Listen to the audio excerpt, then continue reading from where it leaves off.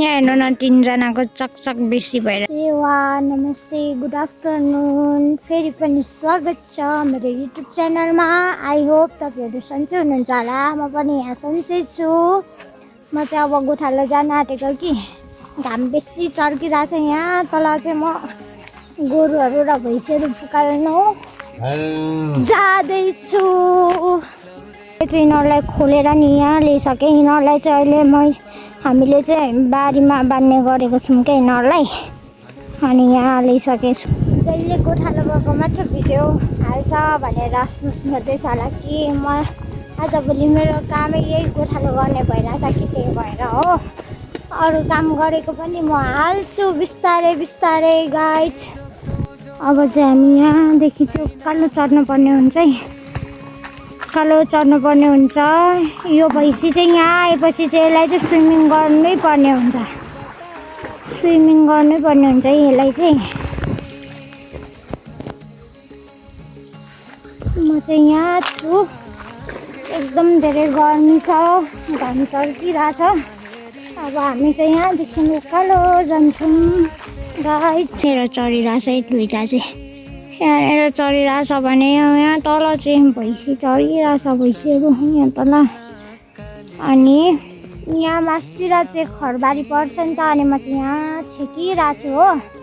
अनि मेरो हालत चाहिँ यस्तो भइरहेछ गर्मी बेसी भएर पसिना आइरहेछ। अनि म चाहिँ घरिघरि यता पनि हेर्नुपर्ने हुन्छ कि भैँसीहरू आइहाल्छन्, गोरुहरू खर खानलाई हतार आउँछन् क्या फेरि। उनीहरू चाहिँ बाटोमा चढिसके। अब चाहिँ भने हामी घर फर्केको। यहाँ मेरो साथी बसिरहेछ। फाइनल्ली हामी चाहिँ खोला झरिसक्यौँ।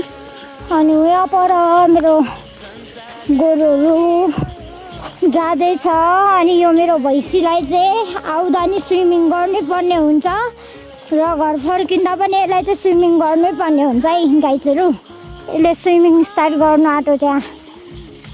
यो मेरो भैँसीले चाहिँ स्विमिङ गरिरहेछ है त्यहाँनिर। यसलाई चाहिँ जाँदा नि स्विमिङ गर्नै पर्ने हुन्छ कि। अनि चढ्नु आउँदा नि यसलाई स्विमिङ गर्नै पर्ने हुन्छ। मैले चाहिँ के भन्न लाग्यो भने नि गाउँतिर जस्तै गर्मी बढेछ। योभन्दा बेसी गर्मी त झन् अझै तराईतिर होला।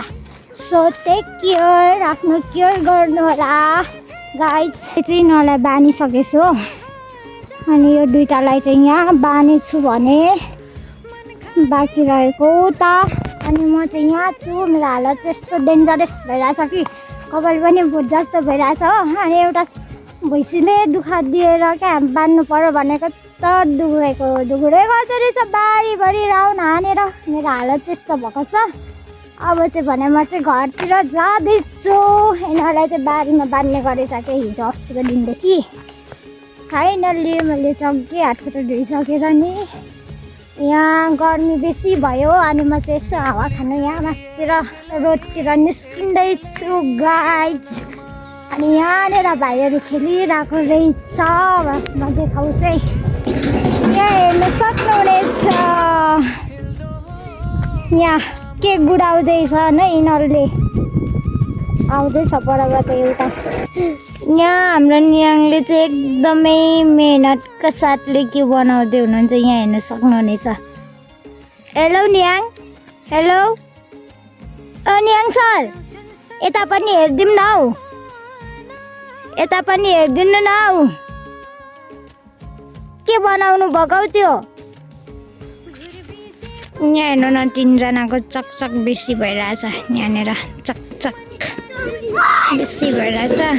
अनि म चाहिँ यहाँ बसेर हावा खाँदैछु।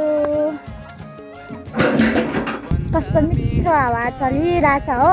आजलाई यतिले भन्दै म चाहिँ बिदा लिन चाहेँ। मेरो भिडियो मन परेमा लाइक, कमेन्ट, सेयर, सब्सक्राइब गरिदिनु होला। Thank you for watching.